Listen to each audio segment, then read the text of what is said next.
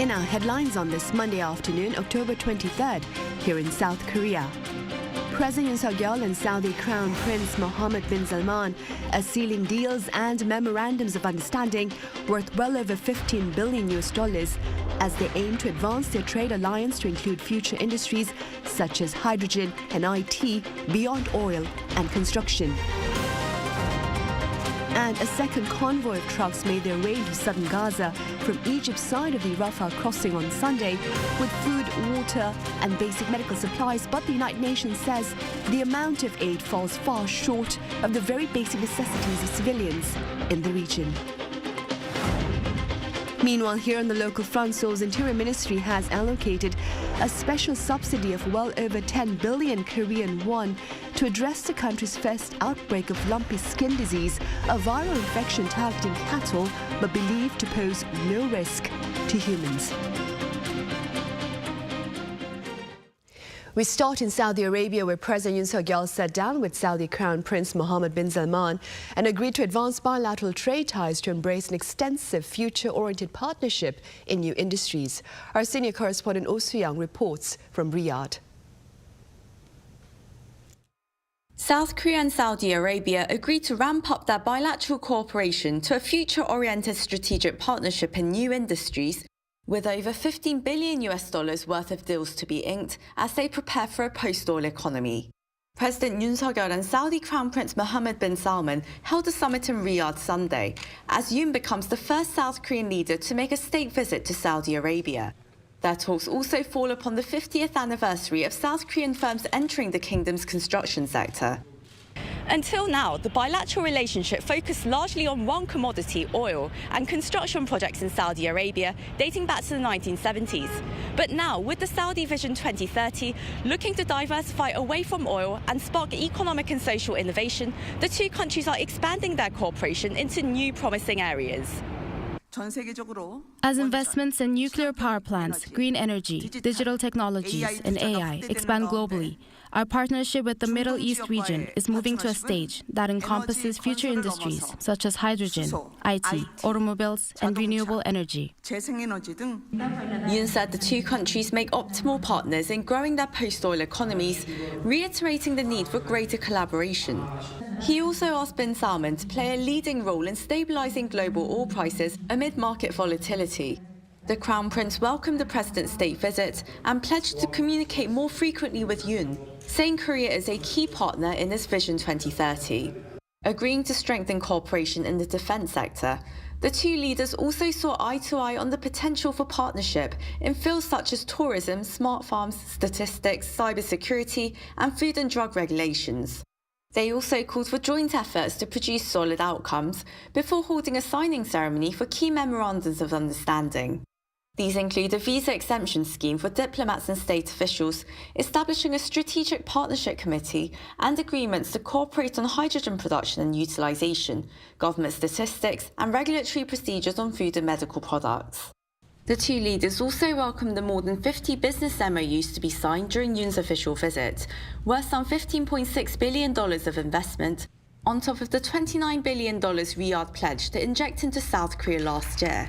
Also during their talks, Yoon and bin Salman discussed their response to the Israel-Hamas conflict, with the South Korean leader offering necessary support, including humanitarian assistance.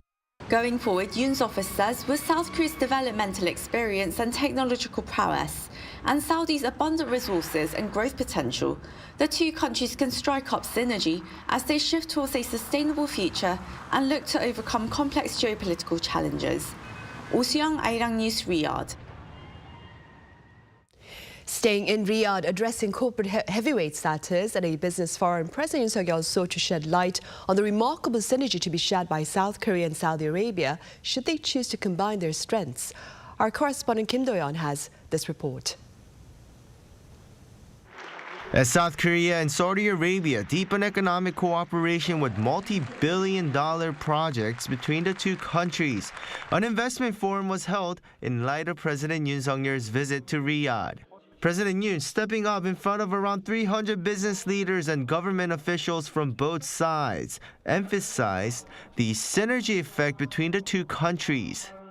첨단 기술력과 성공적인 산업발전 경험을 보유한 한국과 풍부한 자본과 성장 잠재력을 갖춘 사우디가 손을 잡으면 그 어느 나라보다도 강력한 시너지를 만들어낼 수 있습니다. According to the top office, 46 MOUs and deals have been signed from this event, and around 30 were deals in high-tech industries and new businesses. This includes Hyundai Motor's building an EV plant in Saudi Arabia, as well as deals related to hydrogen energy production as Saudi Arabia prepares itself for the post-oil economy. 이제 양국 간 협력 관계도 원유 건설 협력을 넘어 제조업, 스마트 인프라, 청정 에너지 등 비전 2030 관련된 전 분야로 파트너십을 확장해야 합니다. South Korea's food and snack producer Nongshim signed deals with Saudi greenhouses to develop smart farms in the country. Punglim Pharmatech, a South Korean medical device manufacturer, agreed to create a Saudi plant. And there were deals in other new types of businesses such as robotics and aesthetics. For conventional areas such as infrastructure and energy, Korea National Oil Corporation and Saudi Arabia's state-run energy company Aramco signed a contract to cooperate in petroleum storage, as well as MOUs for cooperation in Saudi's new smart city construction projects. 양국 경제인 여러분, 이제 사우디는 아시아와 유럽, 아프리카를 연결하는 명실상부한 글로벌 허브 국가로 도약하고 있습니다. 대한민국과 사우디가 함께 써내려갈 새로운 역사의 주인공은 바로 이 자리에 계신 경제인 여러분들입니다. In terms of Saudi's creation of new cities, President Yoon and the First Lady Kim Gun-hee visited the historical Saudi Arabian town of Darya near Riyadh soon after landing on Saturday. There, President Yoon was asked by Saudi officials to help South Korea participate in a $20 billion project to develop this region. Kim Do-yeon, Arirang News. Elsewhere in the Middle East, a second convoy of trucks entered southern Gaza from Egypt's side of the Rafah crossing on Sunday with food, water and basic medical supplies as fear mounts about a regional expansion of the armed conflict between Israel and Hamas. Our Isingje has more. A day after 20 trucks carried medical aid, food, and water into Gaza on Saturday, another 17 trucks moved through the Rafah crossing with more humanitarian aid. For the second straight day, aid was allowed into the Palestinian enclave during a short window as Israel continued preparations for a ground offensive. Despite the much-needed aid flowing into Gaza over the weekend, the United Nations says about 100 trucks per day are required to meet the needs of Gazans. Also, while the trucks carried food, water, and medical supplies, the shipments did not include much-needed fuel. Meanwhile, with tensions rising on the Israel-Lebanon border, Israeli Prime Minister Benjamin Netanyahu warned Hezbollah that it will be making the biggest mistake of its life if it takes part in the armed conflict. His comments came as he visited troops near Israel's northern border with Lebanon, where increased artillery exchanges have been seen, sparking fears of a new front opening. Operations in the region also resulted in shell fragments from an Israeli tank hitting the Egyptian border on Sunday, leaving at least 7 people injured, including several Egyptian border guards. The Israeli military said the incident is being investigated and expressed sorrow, adding that it was accidental. Also on Sunday, Israel's Defense Minister Gov't said the ongoing conflict with Hamas could take months, but stressed that it would be the last against the militant group. Israel says that its air raids have been targeting Hamas commanders and infrastructure, but Gaza's health ministry said Sunday that more than 4,600 Palestinians have been killed, including 1,873 children. Lee Seung-jae, Arirang News.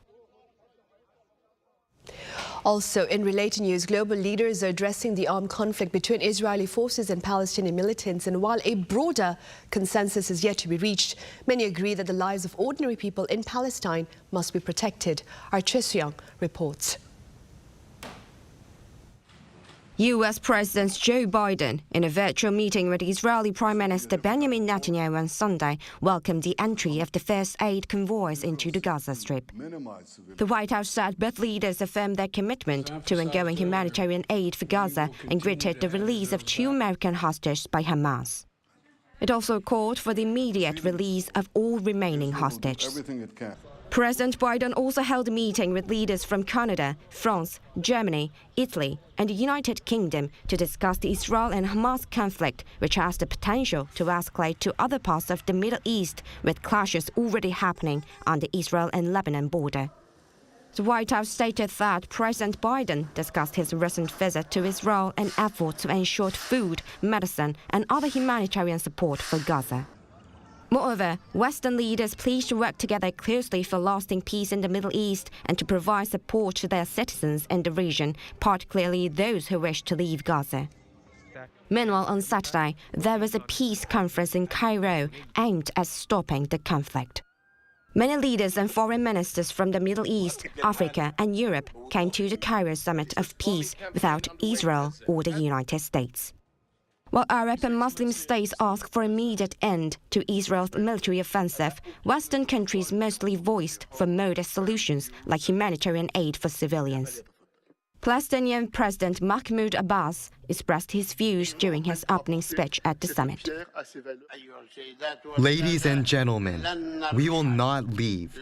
We will not leave. We will not leave, and we will remain on our land. The meeting finished with leaders and foreign ministers failing to reach a joint statement, despite the conflict having lasted for 2 weeks, resulting in thousands of deaths and pushing Gaza into a humanitarian crisis. Choi Soo-hyung, Arirang News.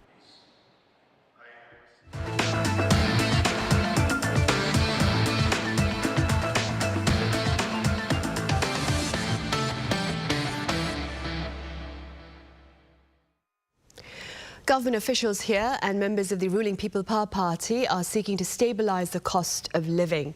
At a meeting on Sunday, the two groups agreed on the supply of 2,900 tons of cabbage by the government ahead of the upcoming kimchi making season. Efforts are also underway to hold steady the price of kimchi ingredients, including that of ginger and spring onions. Also, along with the extension of fuel tax cuts until the year's end, relevant authorities will monitor their reserves of petroleum and take related action if necessary. Seoul's Interior Ministry has allocated a special subsidy of over 10 billion Korean won to address the country's first outbreak of lumpy skin disease, a viral infection targeting cattle but believed to pose no risk to humans. Our Yoon has details. South Korea's first ever case of lumpy skin disease was discovered last week when 4 cows were found to have had symptoms at a farm in Seosan, Chungcheongnam-do province. Since then, the number of cases has risen to 11 as of Monday morning, with reports of more suspected cases across the country. In response, the Ministry of the Interior and Safety announced on Sunday that special subsidies worth over 10 billion Korean won, or almost $7.5 million will be provided to halt the spread of the disease. Subsidies will be allocated to support disease prevention activities by local governments, including the operation of base disinfection facilities.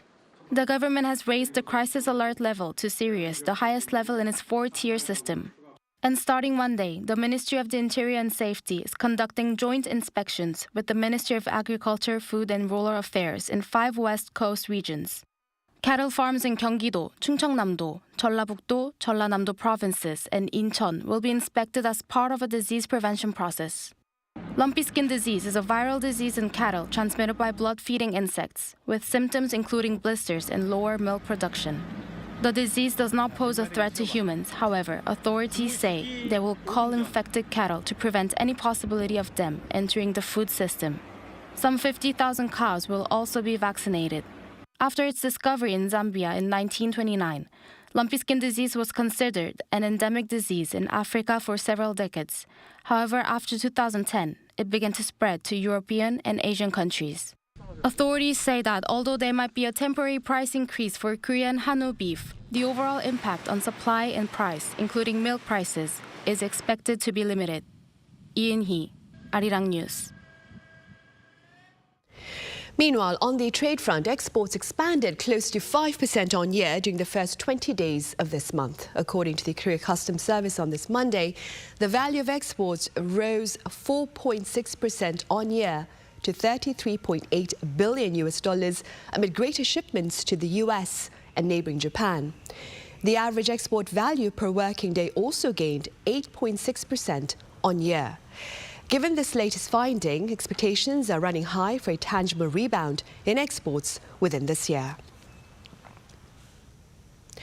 Two of the country's leading electric vehicle and battery manufacturers have inked a supply chain agreement for the first time. Earlier on this Monday, battery maker Samsung SDI announced that it will supply Hyundai Motor with electric vehicle batteries for 7 years, starting in the year 2026. Samsung SDI will supply batteries made in its plant in Hungary to Hyundai Motor's EV sites in Europe. Now, earlier this year, Samsung SDI sealed similar deals with General Motors and BMW. In other news, Korea ranks 8th highest in terms of employment gender gap among 38 OECD member states. According to an OECD report on Monday, Korea's employment rate in the second quarter of 2023 was 76.92% for men and 61.36% for women, translating into a gap of 15.56 percentage points. Now, the OECD average gap stands at 13.85 percentage points. While Korea's female employment numbers have expanded over the past decade, they still stand low. Turkey, meanwhile, had the lowest female employment rate at 35.34%. This past weekend, Korea celebrated Hanbok Day, and in light of this occasion, my colleague Song Yoo-jin met with a number of people dedicated to promoting awareness and the beauty of Korea's traditional attire. Do take a look. Hanbok. It means Korean clothing. The earliest records of hanbok date all the way back to the ancient Three Kingdoms period. While the tradition of wearing hanbok every day has dwindled, there are those who are working to make sure this 2,000-year-old heritage isn't forgotten. Like hanbok and pattern designer Jang Ha-eun, the CEO of emerging hanbok brand Gov't. Her brand designed Blackpink's hanbok costumes for their Coachella headliner performance this year. Chang's designs draw inspiration from traditional Korean objects such as roof tiles or flowers. All her designs, whether that be hanbok or accessories like hats, bags, and even scrunchies, feature her unique patterns and are infused with a creative touch. People tend to save wearing hanbok for special occasions, which is a bit of a shame. I thought we could set aside traditional hanboks for those moments and introduce modified, newly designed hanboks for everyday wear. This could help hanbok become more beloved for longer. Hanbok designer Kim Ji-won has been in the industry for nearly 3 decades. Kim, who studied Korean traditional dance, created her first hanbok brand for dancers in 1994. In 2017, she launched her second brand, focusing on making more wearable and comfortable hanboks. She was in charge of the opening and closing ceremony costumes of the 2018 Pyeongchang Winter Olympics and Paralympics. She says she's witnessed a positive change in Korea's hanbok culture. In the past, hanboks were primarily concerned with adhering to traditional aesthetics like collar and sleeve shapes. Nowadays, brands are striving to infuse these garments with historical meaning and significance. The shift has led to a broader array of items with various designs within the hanbok world. Outside of Korea are those dedicated to promoting hanbok globally. The Asian American Youth Council, for instance, successfully requested New Jersey to declare the first overseas Hanbok Day in 2021. On this day, you get to see political figures donning with Korean hanbok within the fashion show, and thereby integrating traditional Korean attire into a display of cultural respect. These are just some of the people who are stitching together tradition and innovation to make sure that hanbok is a lasting legacy. Song Yoo-jin, Arirang News.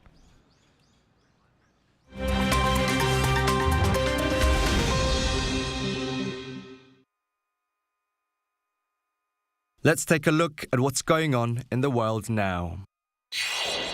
The result of the Argentina general election indicates a presidential runoff between Sergio Massa and Javier Milei. With 86% of votes counted, the centrist economy minister, Sergio Massa, holds a lead in votes over libertarian economist Javier Milei by 36% to 30%. This means a second-round face-off election will take place on November 19th between the two leading candidates. Given the current economic situation, where inflation is running at an annual rate of 138%, the highest in 3 decades, Argentinians are seeking a candidate who can revive their economy. Milei, the surprise winner of August primaries, proposes radical changes such as dollarization of the economy and ending commercial trade with China.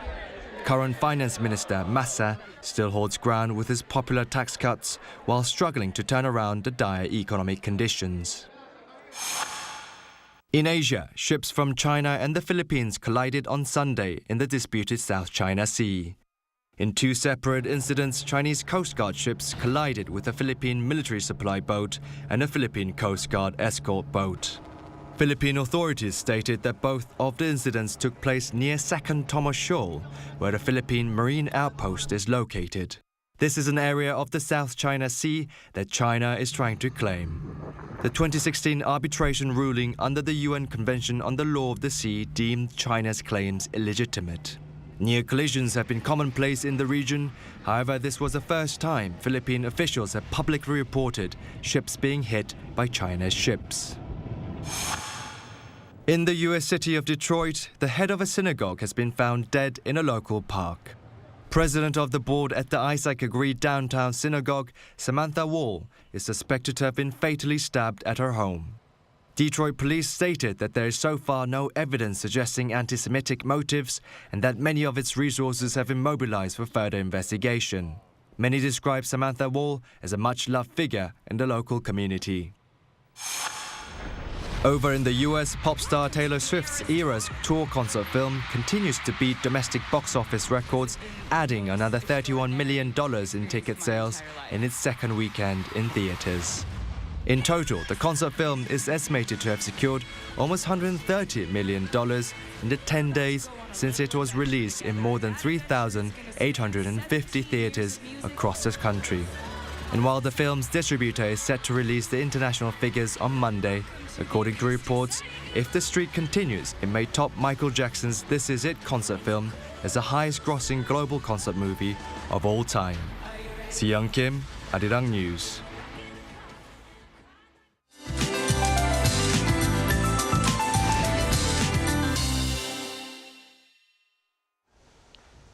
Good afternoon. After experiencing an unseasonably chill in the air over the weekend, temperatures have returned to normal across Korea. It was a much warmer start to the day than Sunday, and highs finally reached the 20s this afternoon.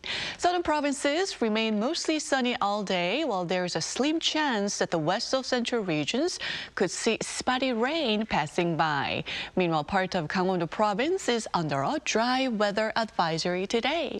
Afternoon highs in most parts are similar to or slightly higher than seasonal norms. Seoul and Gwangju topping out at 21 degrees Celsius, Gyeongju at 23 degrees. It's nearly perfect weather to explore the enchanting autumn colors today. Then there will be more on and off rain in the west of central regions through Wednesday dawn. While a major cold snap may not be in the cards this week, please prepare for a roller coaster ride of temperatures and take well care of yourself. That's Korea for you, and here's a look at the international weather conditions.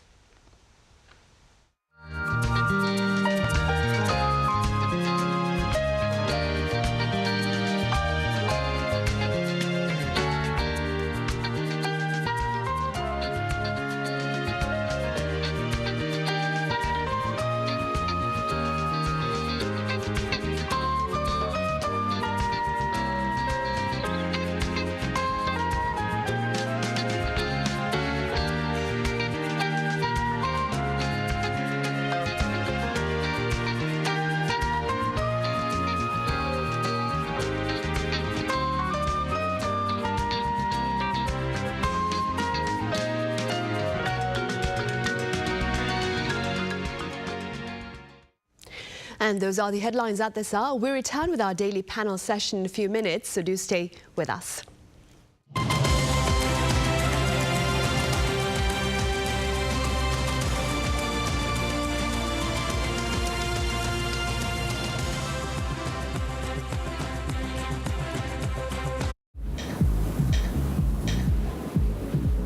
Welcome.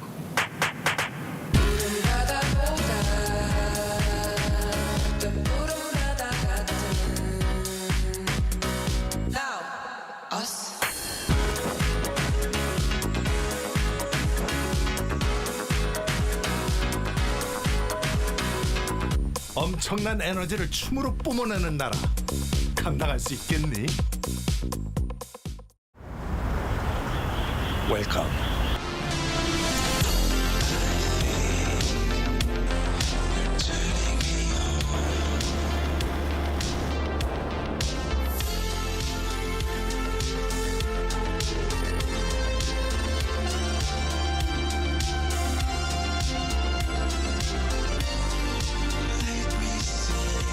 24시간 불이 꺼지지 않는 나라.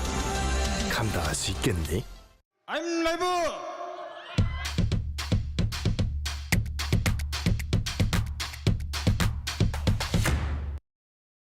저를 도와주시는 분들이 저희와 함께 해주시는 세션분들 아무리 봐도 없지. 텐션 같은데 아니라고 아무도 안 하는 거고.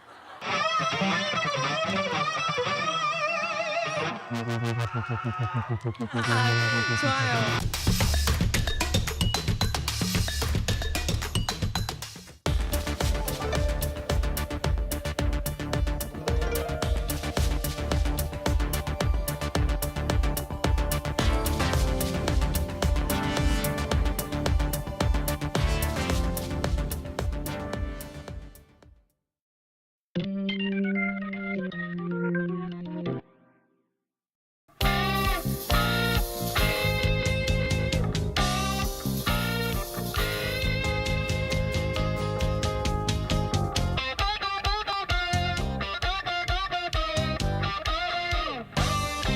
야구 도시 아니고 롯데가 아직 성적이 안 좋아서 롯데 성적은 상관없고 그냥 롯데 팬인 게 저는 너무 자랑스러워요.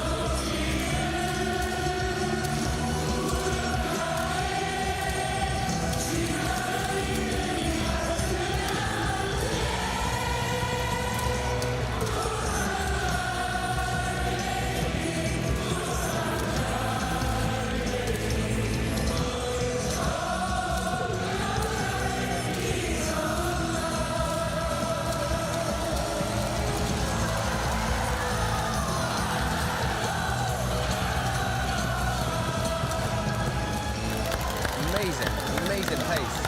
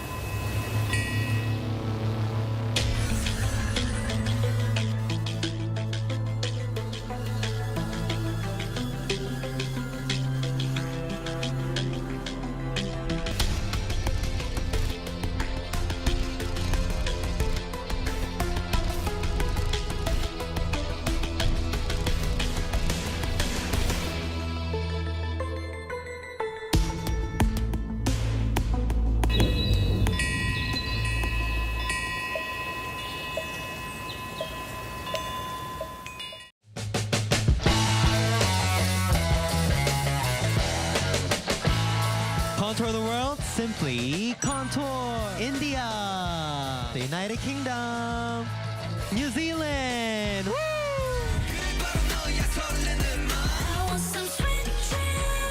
I'm excited. You excited? Of course. Yeah.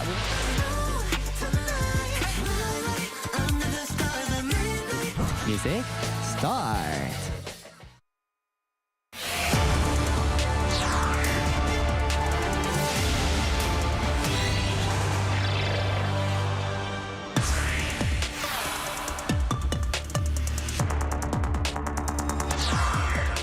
Efforts are underway to ensure that the violent confrontation between Israel and Hamas does not escalate into a broader regional conflict. So what's on President Yoon Suk-yeol's agenda in the Middle East? What has been the response to US President Joe Biden's endeavors on containing the conflict? And where does Russia and China stand on the matter? Welcome to Issues and Insiders. Today we explore the efforts underway to address the violence in the Middle East. For more on this, I have Professor Choi Hyun-jin from Kyung University here in the studio with me. Professor Choi, it's been a while. Welcome back. Good afternoon, Sonny. I also have Kwon Swa with us. Swa, welcome back. I'm happy to be back. Right, Professor Choi, let's begin with you. Let's begin with a few words then on the importance of the Middle East for the broader international community, including South Korea, of course. Simply speaking, Professor Choi, why does the Middle East matter? The Middle East is getting a lot of international attention nowadays. But why does the Middle East get so much attention? So I think there are three important reasons. The first reason is it is very rich in natural resources. The Middle East has huge quantities of oil and natural gas. So it has 5 of the 10 highest oil-producing countries in the world. And these resources have made many countries in the Middle East extremely rich. So the Middle East became a vital region because many countries depend on their natural resources.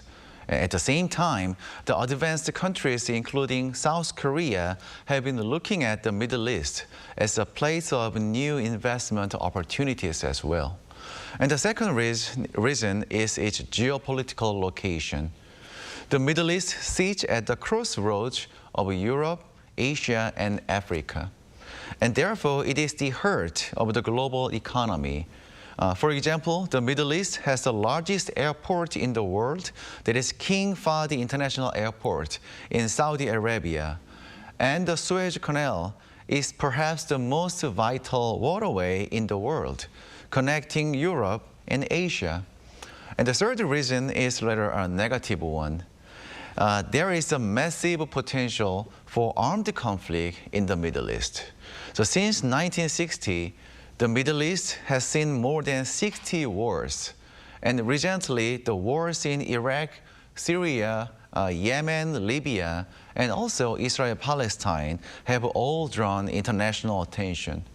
And moreover, the wars in the Middle East have the potential to pull in major powers, such as Russia in Syria, and America in Iraq and Israel, and also NATO in Libya. And sadly, the underlying causes of this war still remain unresolved.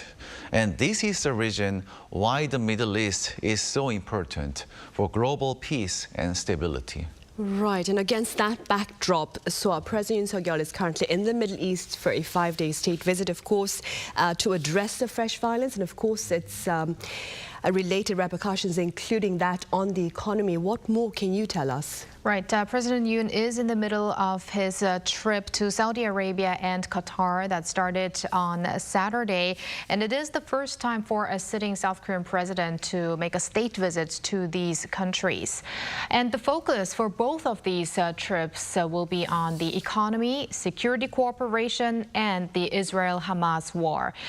So from Saturday to Tuesday, President Yoon is in Riyadh, including with a summit with Saudi Crown Prince, and he's also the Prime Minister, Mohammed bin Salman, plus 4 economic events. Speaking of economic events, a 130-member business delegation is accompanying Yoon. So let me get into the developments from President Yoon's meeting with the Saudi prince.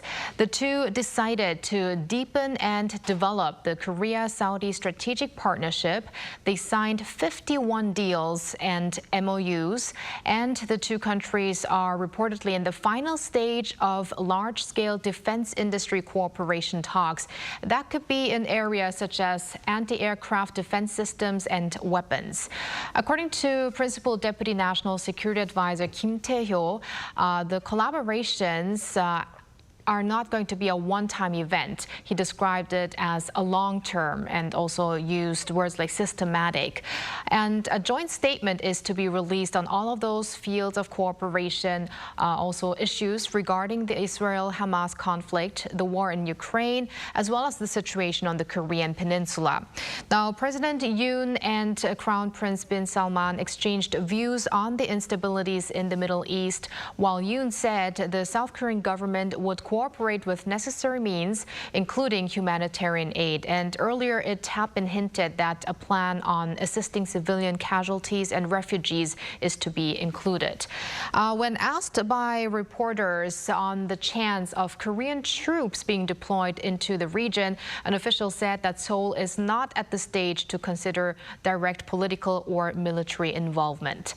Now, on Tuesday, meanwhile, President Yoon will head to Qatar's Doha, where he will sit down with Qatari Emir Sheikh Tamim bin Hamad Al Thani.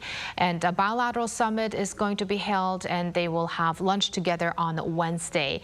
A Korea-Qatar business forum is also on the agenda, where discussions on deepening economic cooperation in the energy sector, such as in LNG, hydrogen, and solar power, are to be held, as well as talks on seeking opportunities for cooperation in new industries such as high-tech, health, and culture.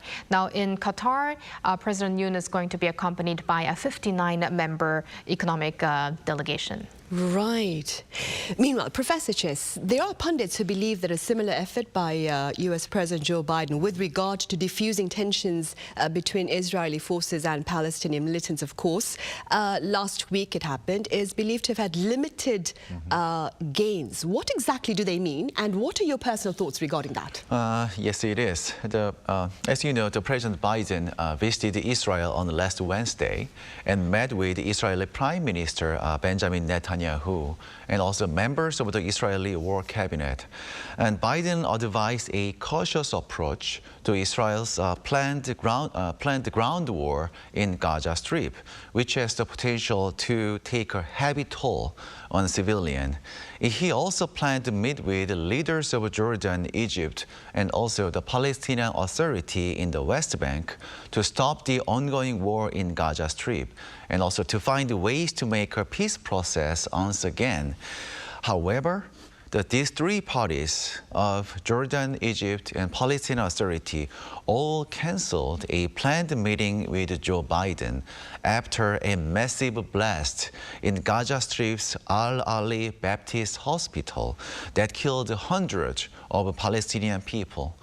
And Arab countries blamed Israel for this hospital blast, while Israeli officials say that it was caused by a misfired rocket by Islamic Jihad. And not surprisingly, the President Biden sided with Israel, and saying that the hospital explosion appears to be done by the other team, not Israel. And I don't know what is the truth. But however, it seems to me that this very remark of President Biden made Middle Eastern leaders somewhat upset about Washington's near-complete support for Israel. So now Arab leaders are trying to distance themselves from the United States and somehow neglect Biden as anger grows on the Arab street against Israel. And for these reasons, I think the diplomatic outcome of Biden's Israel trip was not the one we had hoped for. Right. Professor Shah, do you suppose the host of challenges faced by the world as we speak, of course, are perhaps the greatest test of leadership for the U.S. on the global stage? I'm of course talking about Ukraine as well as the situation between Israel and Hamas. Okay, got it. After inauguration, the President Biden tried to maintain and increase U.S. leadership and influence on the global stage by uniting with its traditional allies on a common front. And he had strengthened various networks such as the Quad and AUKUS with Australia, and also trilateral cooperation with Korea and Japan. And as a result, U.S. leadership was gradually restored. In this context, the Biden administration has been working on an important project in the Middle East. That is the normalization of a relationship between Israel and Saudi Arabia under U.S. leadership, somehow to control the rising influence of China in the Middle East. However, the outbreak of war in Israel has put this project in trouble. And this is a huge challenge for President Biden, as U.S. media reported a few weeks ago that Donald Trump's popularity is even 9% ahead of Biden. And if this war in Israel escalates into a regional war in the Middle East, and the U.S. becomes involved, it would be a major setback for Mr. Biden, I think. And moreover, the outcome of the war in Ukraine and also in Israel will determine whether liberal or authoritarian forces will dominate international politics in the future. And what would happen if the Hamas-Israel war distracted the West and also Russia won the war in Ukraine? So the power of the liberal camp led by the United States would be weakened in this situation. And the authoritarian camp centered on China, Russia, and Iran would also rise. And therefore, this is an important test for the U.S. leadership on the global stage. Right. And so based on the coverage that we have out there, what appear to be the prospects of the U.S. and Iran perhaps being drawn visibly into this fresh conflict between Israel and Hamas? Well, the potential roles that the U.S. and Iran could play in the conflict have gained a lot of attention because with the U.S., of course, being a close ally of Israel, and then Iran being an arch enemy to Israel, and plus Iran backs Hamas. So let me give you a quick background on Israel-Iran ties, first of all. These two used to be allies, friends, until the late 1970s. Following the Iranian Revolution, or also known as the Islamic Revolution, the new Iranian regime cut ties with Israel. Iran did not recognize the Jewish country as a legitimate state and called it an imperialist power in the Middle East, as well as an extension of the U.S. hand in the region. Iran has been supporting anti-Israel groups such as Hamas and Hezbollah financially and militarily, such as with rockets. Now, Hezbollah might not sound familiar to some. It is a militant group based in Lebanon, which also clashes regularly with Israel, and it is designated as a terrorist organization by Western countries, including by the U.S. Now, Iran and Israel have been involved in numerous tit-for-tat conflicts in past years, but have been avoiding the danger of an all-out war. But now there are fears Iran could make bigger steps, especially with Iranian officials having praised Hamas for its surprise attack on Israel. Following Israel's counterattack on Gaza, Iran warned to take action if more is to come through its so-called axis of resistance, and that would include anti-Israel and anti-Western groups like Hezbollah. However, later it seemed to be canceling these words, with the country's UN mission saying it won't intervene in the conflict unless Iranian citizens or interests come under the attack of Israel.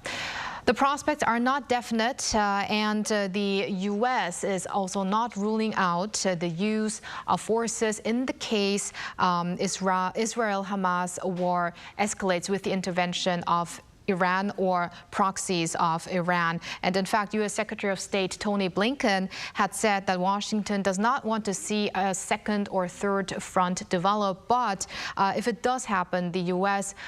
will be ready to respond decisively. Right. And Professor Che, this is something you touched upon earlier, but bluntly speaking, what does Russia stand to gain from the conflict between Israel and Hamas? There was an interesting magazine article recently. An American politics magazine, Politico, called this conflict Hamas' gift to Putin. And the conflict between Israel and Hamas is good for Russia for two main reasons. So it diverts international attention away from the war in Ukraine and also weakens Western support for Ukraine. So let me begin from the first reason. So experts say that the conflict has shifted the Western focus from the war in Ukraine to the Middle East. And especially the United States has been busy reaching out to its traditional ally, Israel. And if Iranian-backed Lebanese militant group, that is Hezbollah, gets involved in this war, the United States is considering even a scenario that includes U.S. troops. And for this reason, a U.S. security think tank, Stimson Center, said like this: a more direct U.S. involvement in the Israeli-Hamas war could reverse the Biden administration's position of focusing on Ukraine. And the second reason, the Western support for Ukraine is likely to decrease for the first reason. And if the conflict between Israel and Hamas turns to a protracted war, the U.S. will be less able to support Ukraine. And for this reason, one Russian diplomat said like this: the West is unlikely to abandon Ukraine, but the amount of military assistance to Ukraine will gradually decrease. And the situation may unfold in Russia's favor. And that's why many Russian experts somehow welcome the current instability in the Middle East. I see. In the meantime, though, so I believe the Biden administration, for its part, has reaffirmed its support, firm support that is, for both Israel and Ukraine, right? Right. Although the two wars may differ in nature and background, it appears that the Biden administration is trying to link those two conflicts in a bid to equally support Ukraine and Israel, as well as those needing humanitarian aid amid the devastating situations. Now, U.S. President Biden had a speech at the Oval Office on Thursday, and he said, quote, "Hamas and Putin represent different threats, but they share this in common. They both want to completely annihilate a neighboring democracy."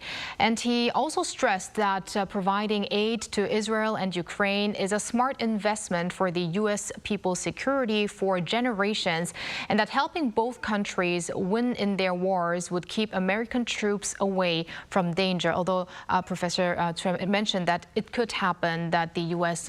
has its troops later on with the developments of the war. Apart from promising his backing for Israel and Ukraine, Biden also emphasized the humanitarian aspect regarding the Gaza Strip and the Palestinian people that need help and must be distinguished from Hamas. In a move to reassure support for Ukraine, Biden called Ukrainian President Volodymyr Zelensky prior to his speech on Thursday to tell him the U.S. will continue to back Kyiv. There's been growing divide over continuing aid to Ukraine from hardline Republicans, making Biden's request a challenge.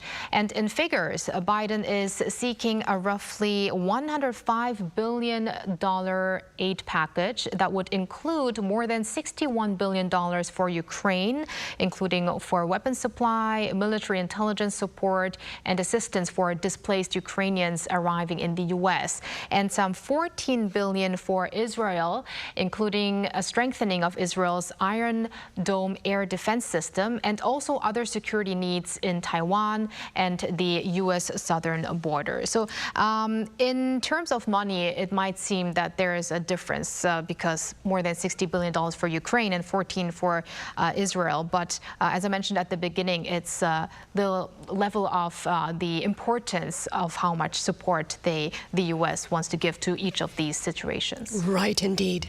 Professor Shea, where does neighboring China stand amid this latest conflict between Israel and Hamas? I think China wants to be a neutral peace broker, calling for restraint and also ceasefire, but it has not condemned Hamas, who actually started the crisis. China's initial response was very neutral and diplomatic, asking all relevant parties to remain calm, exercise restraint, and immediately end hostilities. And China also declared that it opposes and condemns acts that harm civilians. So China's such a response is somehow based on its long-standing policy of non-interference in domestic affairs of other countries. Others also say that China's unwillingness to condemn Hamas and its calls for an end to violence on both sides may be driven by its economic interests in the Middle East. So for example, the countries like Saudi Arabia, UAE, and also Iran are rapidly deepening their economic cooperation with China. In particular, Chinese investments and construction projects in Saudi Arabia have totaled about $56 billion US. And therefore, China has many economic interests in the Middle East, and Beijing always views instability in this region as a major threat to Chinese interests. And therefore, this China's neutral stance around the crisis in Gaza strips like an attempt to maintain its favorable relationship with the most Arabian countries nowadays. Right. Meanwhile, so how are other global leaders perhaps responding to the rampant brutal confrontation between the two sides, Israel and Hamas? Well, it's been now more than 2 weeks into the turmoil. There were a lot of responses. So let's look at some of the recent ones. Key Western leaders on Sunday have issued a joint statement giving their support for Israel and its right to defend itself. That's the U.S., Canada, France, Germany, Italy, and Britain, whose leaders held a virtual meeting. And they also, however, urged Israel to abide by international humanitarian law and protect civilians. The statement also welcomed the release of 2 hostages held by Hamas. And now taking you to Cairo, or the peace summit there over the weekend, which focused on finding ways to de-escalate the situation in Gaza, and there were some mixed responses there. Arab and Muslim leaders there denounced Israel's bombardment of Gaza, such as Jordan's King Abdullah, who criticized what he called global silence regarding Israel's attacks, which too have killed thousands in Gaza, calling for an equal approach to the conflict. Western countries there at the venue mainly voiced the need for humanitarian support for civilians, and as was expected, there was no breakthrough or joint statement at that particular summit. Right, but I'm sure there was a broader consensus on the idea of protecting civilians from this armed conflict. All right, so as always, thank you so much for your time and your thoughts. And Professor Che, thank you very much for your insights. Thank you. Right, well, on that note, we say goodbye with our prayers to all the civilians there in the Middle East. Thank you for watching, and be sure to join us again same time tomorrow.